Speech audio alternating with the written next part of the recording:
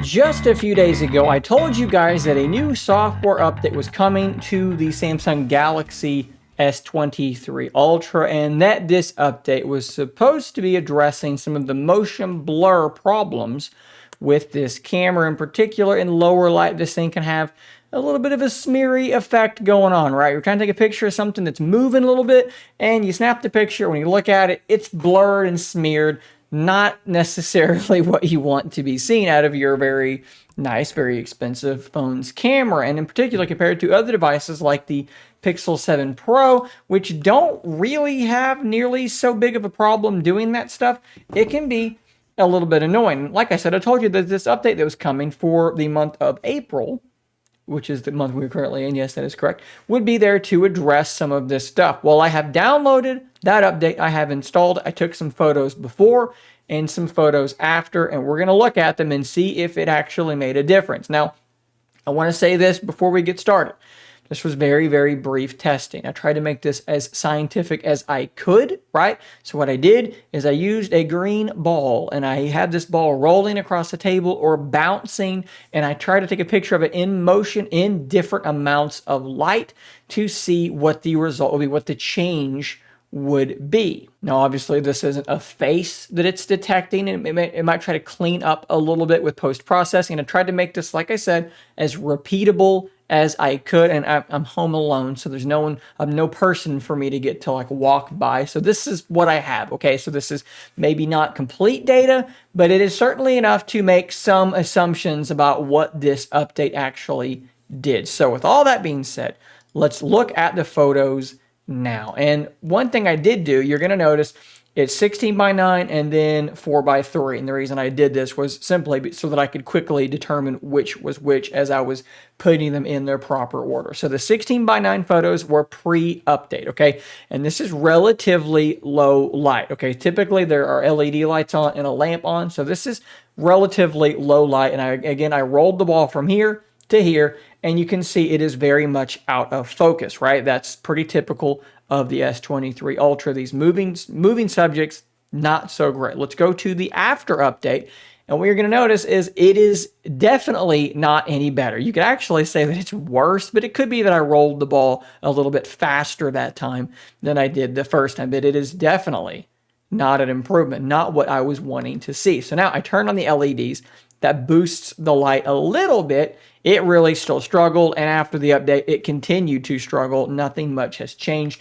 With the lamp on, now it is actually fairly well lit, and you can see it is in better focus. And then after the update, it looks pretty much identical to me, guys. So looking at this first test, I see no measurable difference. Okay, if there's an improvement, it is very, very minor. Now, there are some settings you can tweak in Camera Assistant. We're going to talk about those in a minute. I'm going to show you what difference those made as well. So it's okay.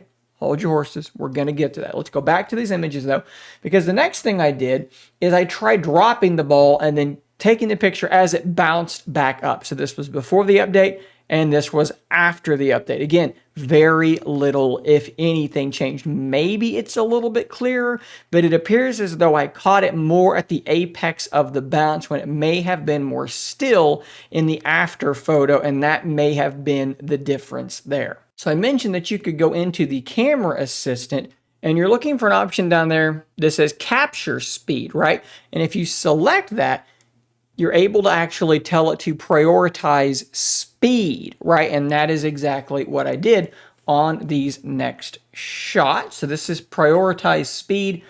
Do you see a big difference there? I don't.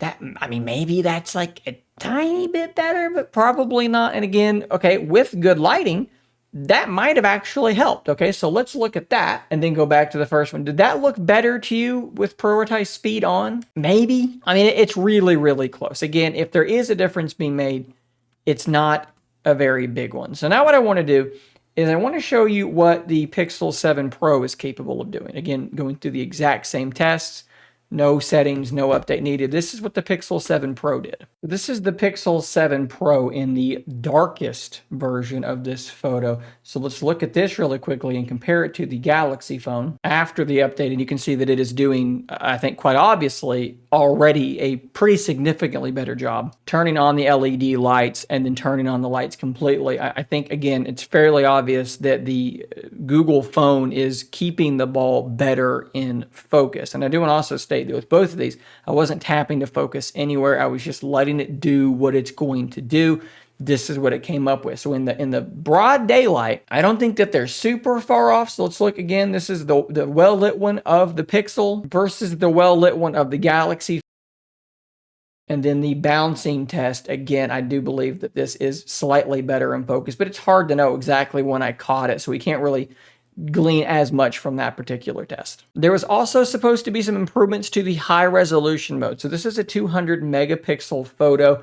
And honestly, I can't see a great deal of difference here. If we zoom way in and read this text, I mean, it's quite clear. It's quite impressive. Let's go over to the one after the update. I don't really see a substantial difference there. You know what? Is that clearer? Let's go back again. Maybe that might be slightly clearer, actually. So that might actually be proof positive. One thing I did want to check, though, was its ability to handle dynamic range. This is just super duper blown out, which makes this mode really hard for me to use. And after the update, that has not changed in the least. So maybe 200 megapixel mode is slightly crisper if you really pixel peep, but nothing substantial. And then there were also supposed to be some improvements to the super steady mode when filming with the ultra wide in low light.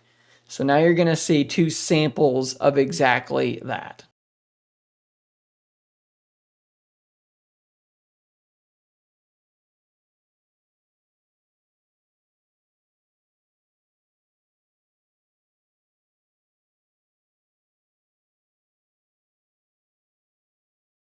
Overall, I have to say that I'm not blown away by this update. In my eyes, I cannot see a substantial difference that was made. Now, is it possible that in certain circumstances with faces in the scene or different things like that going on that there have been small improvements? Absolutely. But is this the update that brings this problem with this phone into line with something like Google's Pixel phone? No, it is. It just isn't.